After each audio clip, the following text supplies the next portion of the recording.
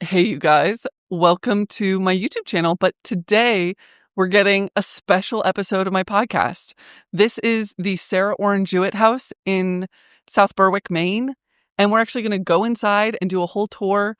It's an episode of my podcast, Someone Lived Here, but this time with video. Exciting. Let's go. Welcome to the Sarah Orne Jewett house in South Berwick, Maine. The home, this town, and its residents were the inspiration for many of her novels and short stories. Sarah Orne Jewett is often described as a regionalist, but behind her trailing descriptions of the Maine countryside, she was detailing the lives of independent women. And although these books were fiction, we can see that independence mirrored in her own life, which she lived here and in Boston with her partner Annie Fields. This is Someone Lived Here, a podcast about the places people called home. I'm your host, Kendra Gaylord. We're outside a large white colonial house with big paned 12/12 windows surrounded by black shutters. Like a lot of colonial houses, it looks like a box, with a few triangular details mixed in. The dark roof is hipped, with 3 pedimented dormer windows popping up symmetrically, along with 2 brick chimneys on either side.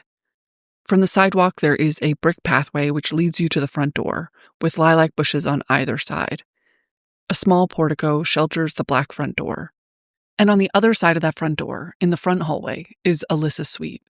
She is the Southern Maine Site Manager and oversees 3 houses for historic New England, including the one we're in right now. The Sarah Orne Jewett house is very old, but that doesn't mean it's simple. Alyssa's going to explain just how not simple it is. The wallpaper is a reproduction, but it is a arts and craft movement wallpaper of red tulips with a silver background. And it really brings the outdoors inside, which is one of the themes that we'll see throughout the house. What is also interesting about this hallway is the molding and just the architecture in this. So that is all original to the house. The house was built in 1774 by a man named Tilly Haggins. It becomes a part of Sarah's family, I think the early 1800s or so. And it's the house that Sarah is born in 1849. And at the time of her birth, her grandfather, her step-grandmother, both of her parents, and her older sister are living here. And 5 years after that, her mom becomes pregnant with her younger sister, Carrie. And they say, that's it. That's too many people. We can't fit in this house anymore. And they build another house actually right next to the house that we're standing in. And that is now our visitor center today. And that's actually the house that Sarah grows up in, though she spends a lot of time in the house that we're standing in because her grandfather is still here and he's very influential to her imagination and her stories. She just mentioned the wood molding in this hallway. The entire ceiling is filled with painted white wooden details, cornices, dentils. But why take my word for it when you can hear Sarah's description of this front hallway from her first novel, Deep Haven? The rooms all have elaborate cornices, and the lower hall is very fine, with an archway dividing it and panelings of all sorts, and a great door at each end, through which the lilacs in front and the old pensioner plum trees in the garden are seen exchanging bows and gestures. There is an illustration that was included in an edition of Deep Haven, and it hangs framed next to the staircase. The sketch is nearly identical to the hallway we're in today, but the back door isn't wide open, but instead boarded up while it's getting repaired. We're going to walk past that door to get to the dining room in the back left of the house. And when you walk in here, there is only one thing you can really notice. So welcome to our dining room. What's really cool about this wallpaper is that it's silver and an indigo blue. An indigo blue in wallpaper at the time that this wallpaper was installed in about the 1840s was very hard to get your hands on. And it is one of the examples in this house where there's wealth in this house, but you may not necessarily know how much wealth unless you know all these details. And this wallpaper is one of those details. The wallpaper has one of the brightest blues I've ever seen, especially considering it's over 150 years old. The wealth that made this wallpaper possible didn't come from Sarah's father, a doctor. It was her grandfather who purchased this home. He was a sea captain. Like most sea captains from the early 1800s, his wealth is directly connected to the slave trade. He sailed ships with lumber and likely fish to the West Indies, where it was traded for rum and molasses. Dried saltfish was a major export from New England and was used to feed the huge populations of enslaved people who were forced into the grueling planting and processing of sugarcane. The rum and molasses and other traded goods could be purchased in South Berwick at Theodore and his brother's store across the street from this house. In the corner of the dining room, with the shimmering blue wallpaper behind it, is a portrait of Sarah Orne Jewett. We have a portrait of Sarah about the age of 30, which is about the age that she was when she first publishes Deep Haven. And that's her first published novel. And it's about two young women who go up to a house in Maine that one of the women has acquired, inherited, and their summer adventures up there. It's about friendship, it's about love, it's about loyalty, and just kind of finding out and expressing who you are in your young 20s. And it's around this time that Sarah starts finding these relationships and falling in love. And most of the time she's not falling in love with men. She's falling in love with women. And one of the main characters in Deep Haven is loosely based off of a love interest of her. That love interest, both the fictional woman and the real woman, were named Kate. In Sarah's diary at 22, she writes about Kate after spending 4 days with her in Newport, Rhode Island. "Ah, my dear darling Kate. What lovely days those 4 were. The walks and talks by sunlight and starlight, and at twilight in the house, the sea and the sunshine and the delicious Newport air, and the kind, charming people I saw, and that blessed Kate herself. How I wish I could do something for you to show you that I love you, Kate. When I try to talk about it, the only words I can think of seem such weak, silly, meaningless ones, and just the same ones which people use when they do not mean half that I do." But Sarah might have figured out those words when she wrote Deep Haven. She writes about the stars that the characters Helen and Kate stared at while rowing together at twilight. "It seemed as if we were alone, and the sea shoreless, and as the darkness closed round us softly, we watched the stars come out. And were always glad to see Kate's star and my star, which we had chosen when we were children. I used long ago to be sure of one thing, that however far away heaven might be, it could not be out of sight of the stars." And in the following chapter, there are 3 pages devoted to Kate. "I think I should be happy in any town if I were living there with Kate Lancaster. I will not praise my friend as I can praise her, or say half the things I might say honestly. She is so fresh and good and true, and enjoys life so heartily." Other things that I do like to point out in this room is another illustration, which you can see. It's another Woodbury illustration. That's another illustration that was included in Deep Haven, just like the one of the stairs. And there is a cabinet, a buffet of a kind in the right side of the illustration. And if you look behind you, you'll notice that it is the same cabinet buffet piece of furniture, which is really cool. What is even cooler about that is one of the doors occasionally will pop open, and it really spooks guests. I did not see the buffet pop open, but to avoid such a ghostly situation, let's explore the library. Because I'm sure nothing ghostly has ever happened in a library. So, one thing that you will notice in this house is that there is books in almost every room. As far as we know, this was the library when her grandfather lived here. This was the library when her father lived here, and she continued to have it as a library when she was here. The room is at the front of the house, with wood paneling halfway up the wall and a rich orangey red paint on the rest. There is a fireplace, a writing desk, a sofa, and bookcases on either side of a window that nearly reach the ceiling. There is artwork all over the walls, and above the fireplace is a very good photo. I think one of my favorite photos in this entire house is the one up here, and we call it a traffic jam, and it's the center of town as it is today. Today it's very busy and congested, but this traffic jam is not cement trucks and logging trucks and cars. It's sheep and goats. Now, I have worked pretty hard to not let you guys hear the outside, but this intersection is very busy and loud, despite having no sheep in it. So if you occasionally hear a big truck making a left turn, we can just pretend I was trying to capture the greater ambiance of this house. I mentioned the bookcases, but I don't think I did them justice. And beautiful, bookcases with glass. So those are the original bookcases from the Jewett home. And I believe the majority of the books that we have here are from her and her family's original collection, which is really special. While she's writing and kind of discovering herself, she's mainly writing short stories. And eventually she kind of gets her short stories written and published in The Atlantic. And that's when she meets Annie Fields and James T. Fields. When it comes to Sarah's writing career, she had a long road of rejections that almost stopped her. She had a short story published locally when she was 14, and then at 20, her first short story was published in The Atlantic. But it seemed like she couldn't get anything else published. It took 3 years of constant submissions to get her second story in The Atlantic. In her correspondences and in letters, you can see her struggling with if she should keep trying, asking the editors who published her work before if she should just give up. They told her to keep going, but the common refrain was, there seems to be good characters for a story and good scenery, but no incident, no story. She wrote back questioning her ability to find the plot.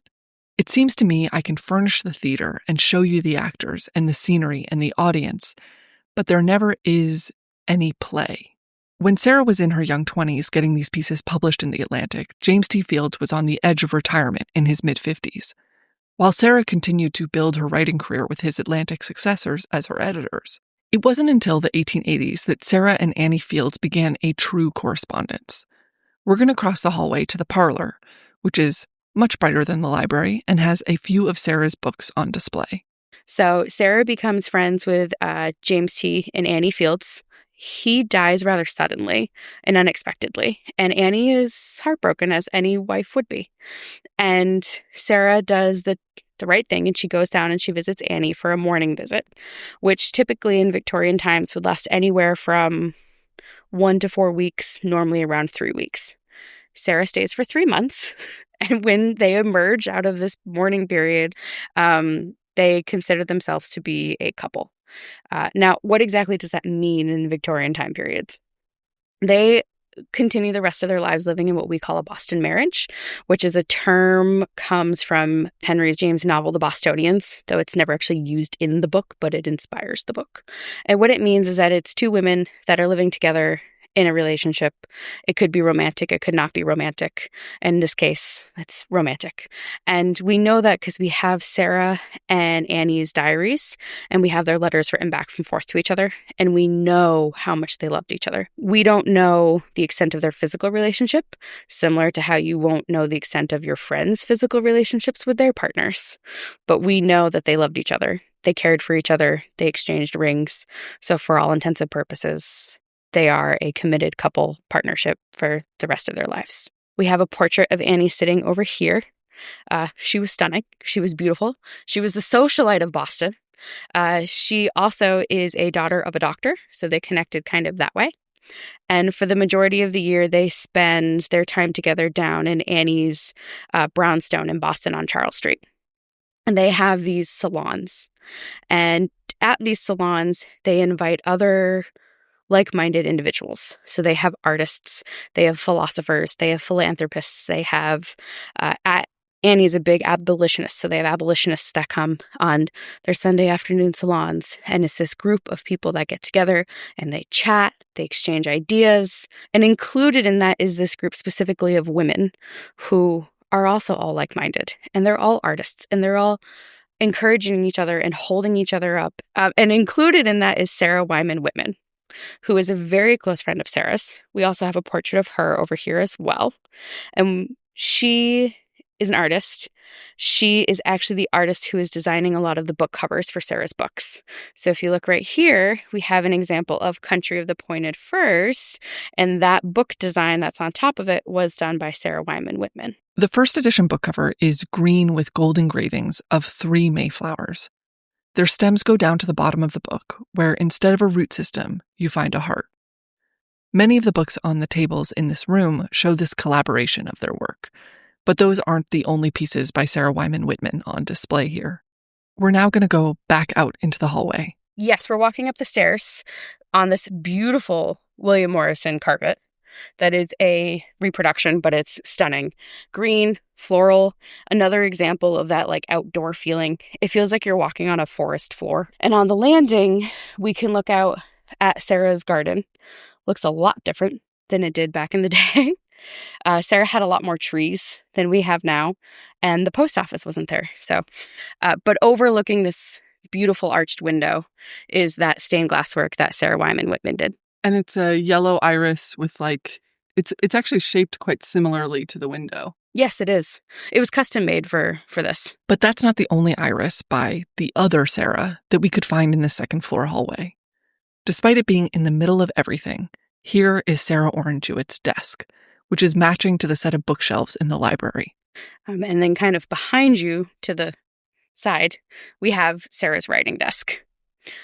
So this is her original writing desk. We bought it back a few years ago, probably 10, 15 years ago, from a private sale, which is really cool that we have it.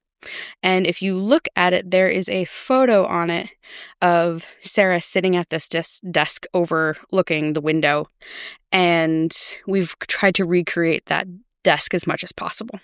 This is the chair of the desk is the only place in the house that we allow visitors to sit on furniture. So if you come visit on tour, you can sit at Sarah's desk and pretend that you're writing, which I think is kind of fun. I have been on tour in this house twice, and both times I have taken photos in that chair. And the view is good from there. The window overlooks the busy intersection, and the actual desk is amazing. It's got bookcases behind glass above it and dresser drawers below. The bookcase has glass arched doors that pull out, so you could get the books that are in there. And if you look on them, we have a collection of her books that are in there that have the yellow irises that Sarah Wyman Whitman did. And all the books that are in there are part of that collection of the original household books. And right off of that, right next to it, is actually the doorway into Mary's room, which Mary is the reason why she's able to live this lifestyle, is because she's the one taking care of the house. So let's head right on in there. Mary is Sarah's older sister, and her room is a bit more traditional than the rest of the house, with a white canopy above a wooden bed, candlesticks, and floral paintings on the wall. But the most noticeable thing is the wallpaper, which is older than this country. What is cool about this is the original wallpaper to the house. It is a flocked wallpaper, which means it has a texture to parts of it, and it is one of 4 remaining examples of 18th century flocked wallpaper in North America. What is even cooler about this wallpaper is that it has the original stamp from the Stamp Act. It's like a crown. If you look over there. Right behind Mary's bed, you can see the faint outline of a crown in black. It's kind of hard to notice because the wallpaper is full of dark patterns and colors and textures. It's hard to see, especially because it's an overcast day, but there's mica that was put into the wallpaper as well. And with the idea that, keep in mind, when this wallpaper was installed, there would have been candlelight, so it would have been flickering. So it would have reflected off of those pieces of mica and kind of create this glowy, flowy, iridescent feeling in this room. But we aren't the only people who had observations about this wallpaper. Sarah Orne Jewett wrote about it in Deep Haven, and she wasn't quite as positive as we were. It is very remarkable that there seems to be no ghost stories connected with any part of the house, particularly this. We are neither of us nervous, but there is certainly something dismal about the room.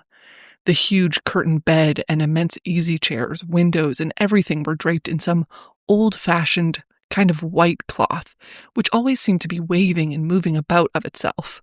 The paper was captured in a French prize, somewhere sometime in the last century, and part of the figure was shaggy, and therein little spiders found habitation, and went visiting their acquaintances across the shiny places. The color was an unearthly pink and a forbidding maroon, with dim white spots, which gave it the appearance of having molded.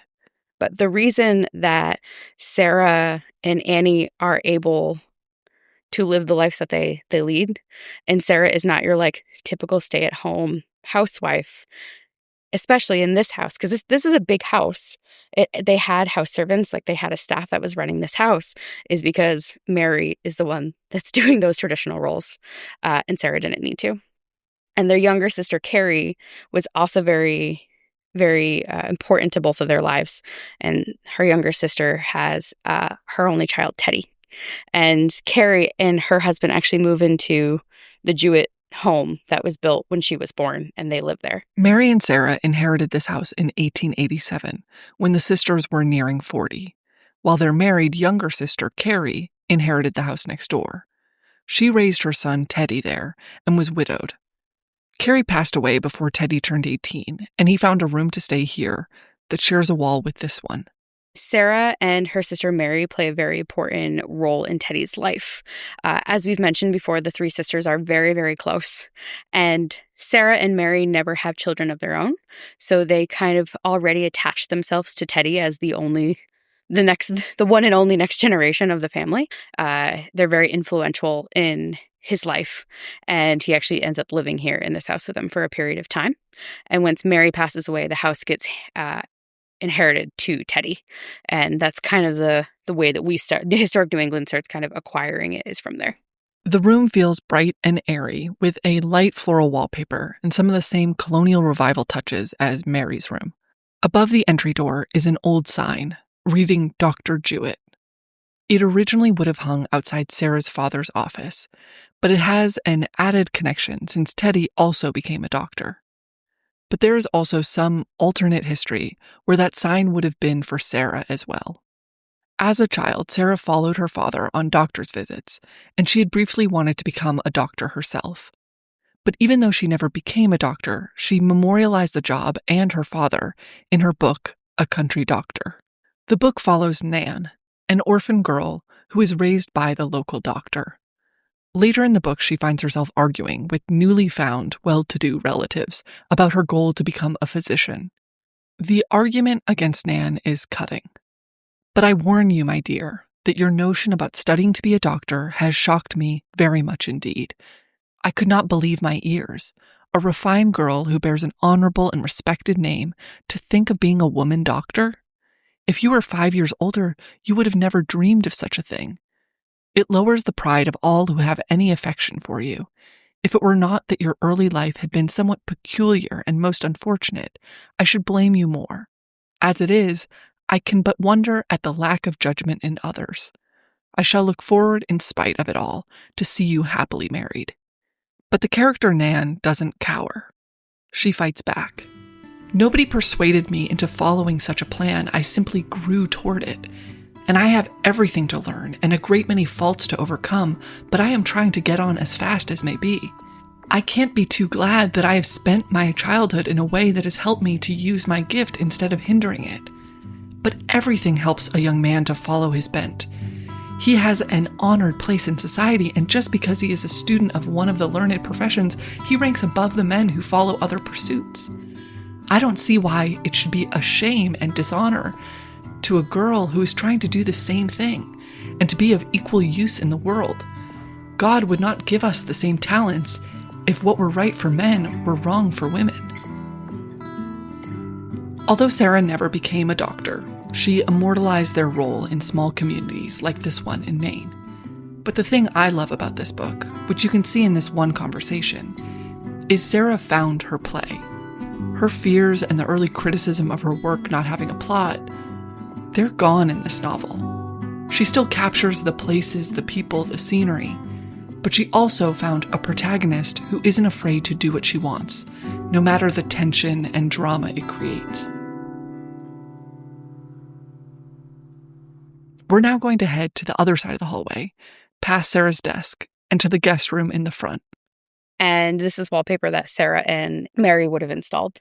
Very different from a lot of the other rooms. A little groovy, a little psychedelic, not nature-based. Very geometric. This wallpaper looks like it belongs in a modernist house. It's different grays and symmetrical patterns that create diamonds or starbursts, depending on where you focus. It's a bit of an optical illusion. It made me realize that this whole house is just generations layering on top of each other. It's hard to know exactly what anyone's preference was because it's so thoroughly mixed together. This room would have been the guest room used by many of Sarah's friends.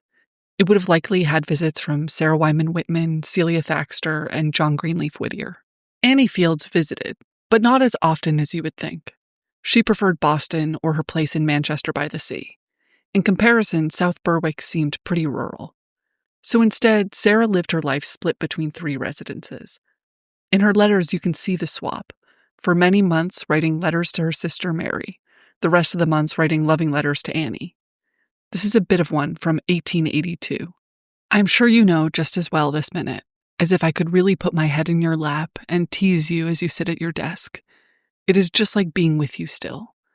I believe everything of me, but my boots and clothes and the 5 little stones and the rest of the things in my pocket and the hairpin, all goes back to Charles Street and stays with you half a day at a time. Perhaps you wish you could. The letter ends there. The next page is missing. These letters continued even after Sarah stopped writing her short stories and novels. Her career ended at 53, after a carriage accident which injured her head and neck. She struggled with concentration, memory loss, and dizziness. She wrote to a friend 4 years later with some optimism. I've really come back to some sense of pleasure in life. Though I feel like a dissected map with a few pieces gone, the rest of me seems to be put together right. This guest room also has one of the only photos of Sarah and Annie together.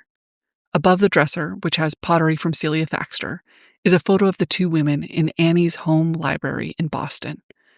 The 2 women are each at their own work, Sarah silhouetted by the left window appearing to be at a desk, while Annie sits on a chair lit up by the window on the right, with an open book in her hands. There's another photo of Annie in this house that I think it's time to see. We're now going to head into Sarah's room. And so this is like a little mini hallway before. Yes. So originally this room would have been bigger, but when the back of the house is added on, they needed to add a way to get to the back stairwell where the servants' quarters would have been. So Sarah recommends that they cut off parts of her room to create this like little hallway. So her room's a little bit smaller. This room feels a lot smaller. Every other room had multiple walls of windows, but this room isn't bright like that.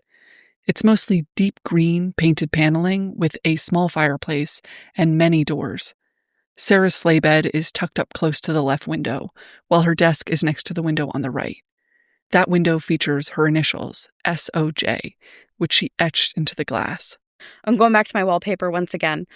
This wallpaper is a olive green base with a pale, pretty yellow design on it. And the design of it is actually an S with a leaf floral motif and then little fleur-de-lis kind of like spacing it out.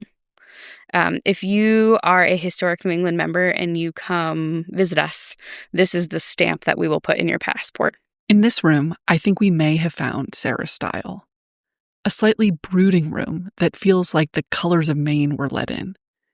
It's filled with all the things she loved and what she found useful. Next to her bed, attached to the doorframe, is a pen in a small little cup that she could grab in bed. Next to her mirror, above her dresser, are many dangling pairs of eyeglasses. There is a portrait of her father on her bedside, and above it in the corner is a mirror. The room has 2 mirrors, and no matter where you are, you can see the center of the mantel. The mantel is filled with books, a chalice, paintings, and silhouettes. But right in the center is a portrait of Annie. So no matter where Sarah was in the room, she could still see her. In this room, Sarah feels very alive. And you feel like you might be trespassing. You can still feel Sarah here.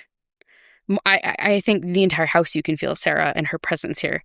But this room especially, like you can feel her here, and sometimes it almost feels like you're intruding. I think one of the reasons it feels like that is because this room was never changed from how she had it. She didn't die in this room. She died in the connected guest room where all her friends had stayed. She had a stroke in March at 59 years old, and by June, she was gone. But this room never knew what it was like to be lived in by anyone else. It was closed by Mary and was left untouched when the house was passed to Teddy. He gave the home to Historic New England after his death, and it's been properly protected and memorialized since then. So here we are in a room that still feels like her, because it was the place she was herself, with her glasses and her books and her portrait of Annie. Annie continued to write little notes in her diary during Sarah's slow decline in her final weeks. She's often very amusing and told the nurse last night that she wanted John to buy a 5-cent mousetrap this morning to catch me with. The diary is filled with lines that feel very light and ones that feel very heavy. After Sarah died, Annie attached a copy of Sarah's poem, Boat Song. And just like the writer described in Deep Haven, she brings us out onto a small boat at nighttime. But now it's no longer her introduction. It's her goodbye.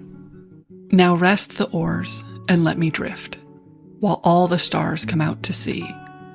The birds are talking in their sleep, as we go by so silently. The idle winds are in the pines, the ripples touch against the shore. Oh, rest your oars and let me drift, and let me dream forevermore. The sweet wild roses hear and wake, and send their fragrance through the air. The hills are hiding in the dark. There is no hurry anywhere. The shadows close around the boat. Ah, why should we go back to shore?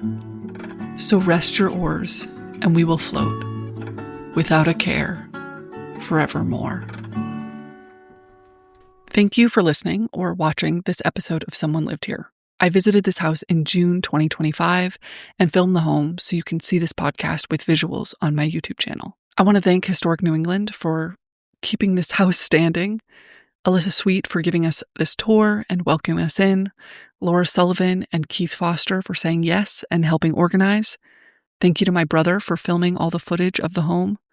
Thank you, Tim Cahill, for the wonderful music, and Professor Terry Heller, who has collected the letters and diaries of Sarah Orne Jewett online through the Sarah Orne Jewett text project. The book Sarah Orne Jewett, Her World and Her Work by Paula Blanchard is a great biography, and it was immensely helpful in researching. If you want to try out one of Sarah Orne Jewett's novels, my favorite was A Country Doctor, but they're all very good.